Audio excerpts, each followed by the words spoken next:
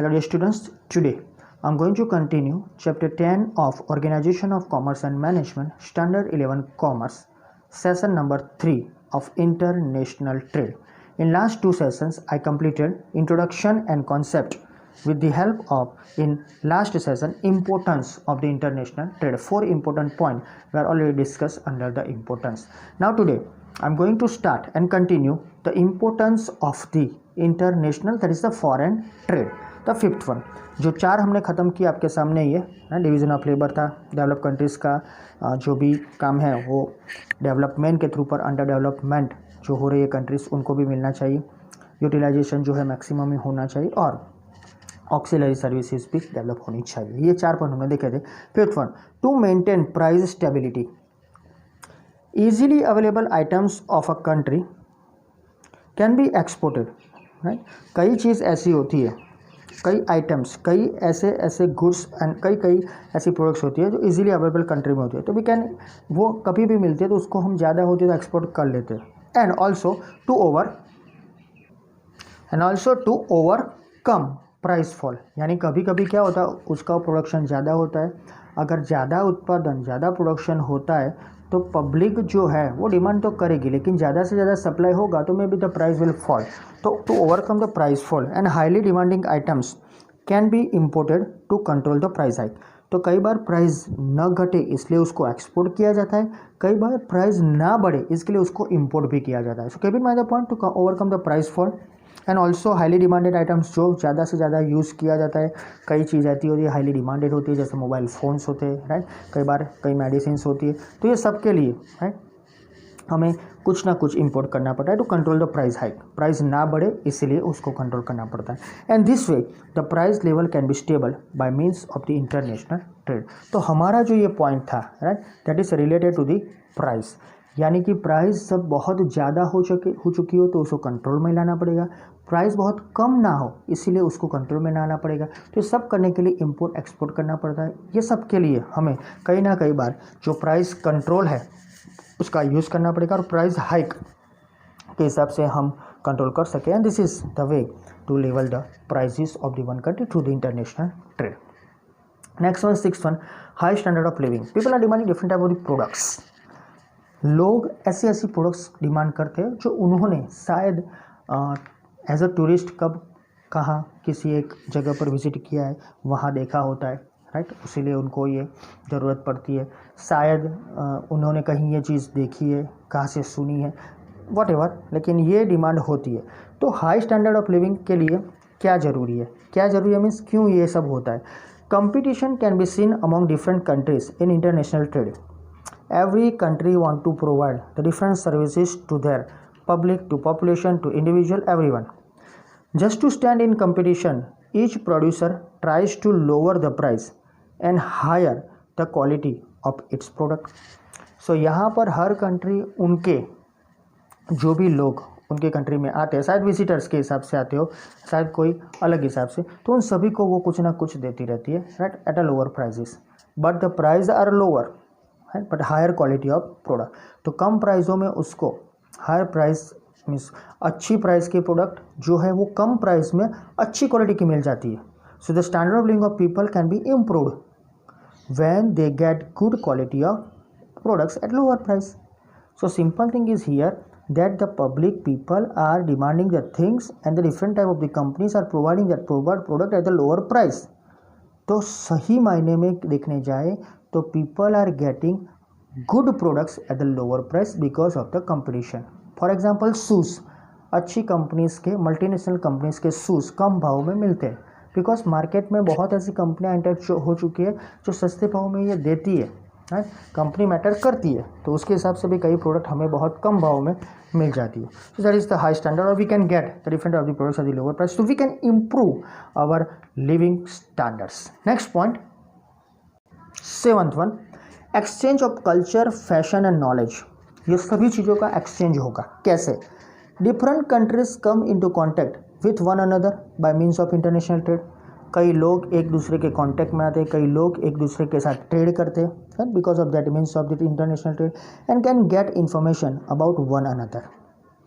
तो वो लोग अपने गुड्स जैसे एक ट्रेडर और दूसरा ट्रेडर, रिटेलर, होलसेलर या कोई भी ट्रेडर इम्पोर्ट एक्सपोर्ट करेगा तो एक दूसरे के कॉन्टेक्ट में आते हैं. So also they can exchange और they are exchanging right information about their country और their things to one another and understand one another's culture.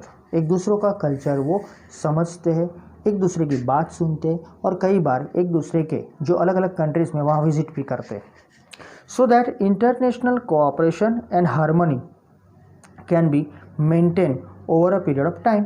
So we can or we have to increase this type of the cooperation, and because without cooperation this type of the international trade is not possible.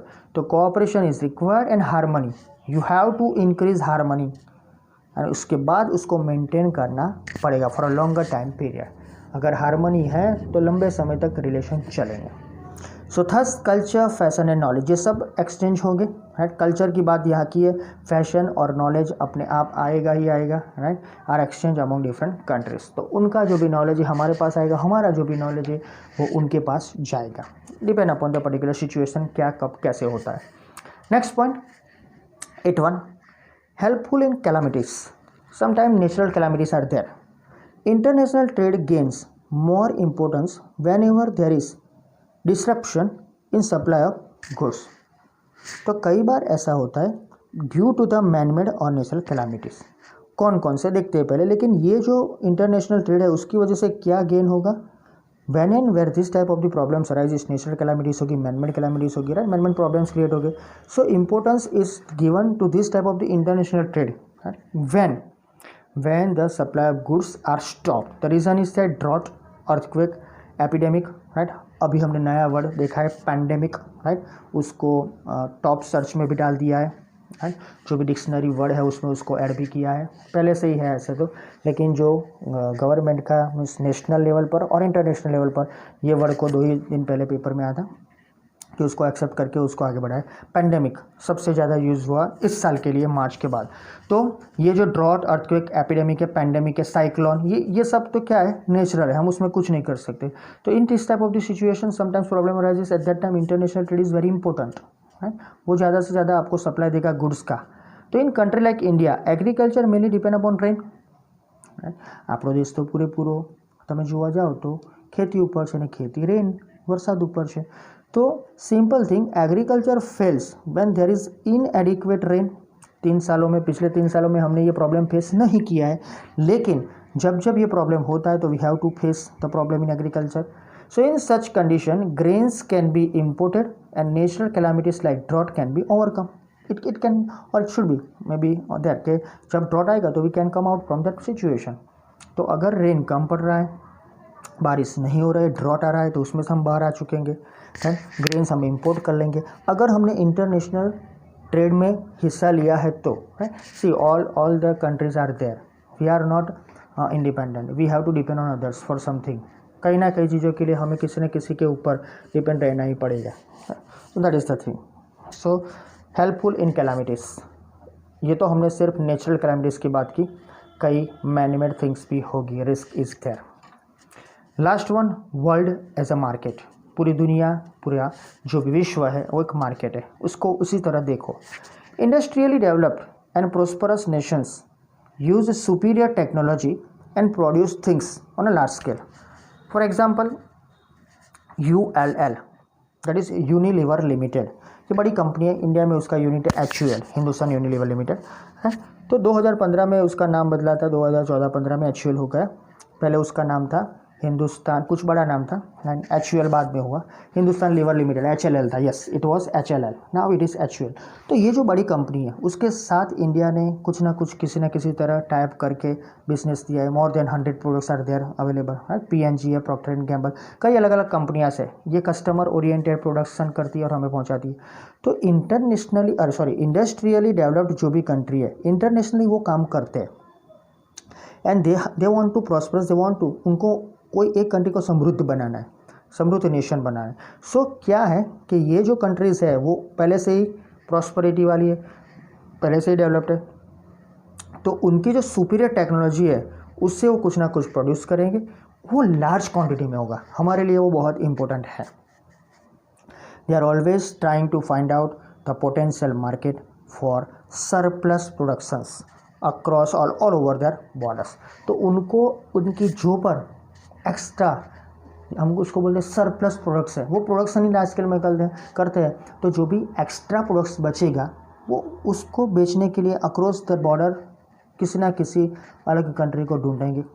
कई countries उनको भी approach करेगी है। तो ये तो अलग बात है कि कई कंट्रीज उनको डायरेक्टली अप्रोच नहीं भी करती है, लेकिन ये कंपनीज ऐसी होती है कि मोस्टली हर एक कंट्री में उनका कुछ ना कुछ प्रोडक्ट होता ही है। तो as a result of this international market is developed, the reason is that so this ways many countries of the world enter the international market. सभी को कुछ ना कुछ ज़रूरत है। हम हमारे घर में ब्रश यूज़ करते हैं, सोचो समझो इसमें से 90% ब्रशेस हमारी कंट्री के नहीं है। टूथपेस्ट हमारी कंट्री की हम नहीं यूज़ करते, थिंक अबाउट दैट वन। तो सब इंटरनेशनल मार्केट से आती है, वो लार्ज स्केल पर प्रोडक्शन करते, कई स्कीम देते, कई अलग अलग टाइप के गिफ्ट्स देते हैं, राइट। एक बड़ा लो एक छोटा फ्री, 2 लो 3 फ्री, 2 लो 1 फ्री, यानी 3 मिलती है। तो ये सब कुछ ना कुछ होता है, एक पॉलिसी है, उनकी स्ट्रेटेजी भी है। लेकिन ये वर्ल्ड मार्केट में एंटर हो चुके हैं और हमें इसका बेनिफिट मिलता भी है ना, and we are getting the benefit of different of the things at the lower level। और उसकी वजह से शायद वर्ल्ड बिकम्स अ मार्केट। जो भी ग्लोबल मार्केट बना है, जो भी वर्ल्ड मार्केट बना है, इसी वजह से बना है। कई चीज़ ऐसी है जो सस्ते भाव से भी मिलती है। तो that is the end of the importance of international market. Total हमने 9 इम्पोर्टेंट पॉइंट देखे हैं इंटरनेशनल मार्केट के। एक बार फिर से उसको पढ़ लेना, it is very important for the international market. Next point I will start in next session, that is the incentives for export trade. अगर आप इंडस्ट्रियलिस्ट हो, बिजनेसमैन हो और आपको कोई गुड्स एक्सपोर्ट करना है तो उसके लिए कौन से पर्टिकुलर इंसेंटिव्स आपको मिल सकते हैं, राइट। ऐसे ऐसे अलग अलग टाइप के टोटल हमारे पास 7 अलग टाइप के एक्सपोर्ट ट्रेड के लिए इंसेंटिव है। ट्रेड एग्रीमेंट से फाइनेंशियल बेनिफिट से रिवॉर्ड मिलता है, सिस्टम है, थोड़ी बहुत नॉन इकोनॉमिक फैसिलिटीज़ है, स्पेशल इकोनॉमिक जोन से, राइट। कई चीज़ें हैं वो हम नेक्स्ट सेशन में स्टार्ट करेंगे। Thank you.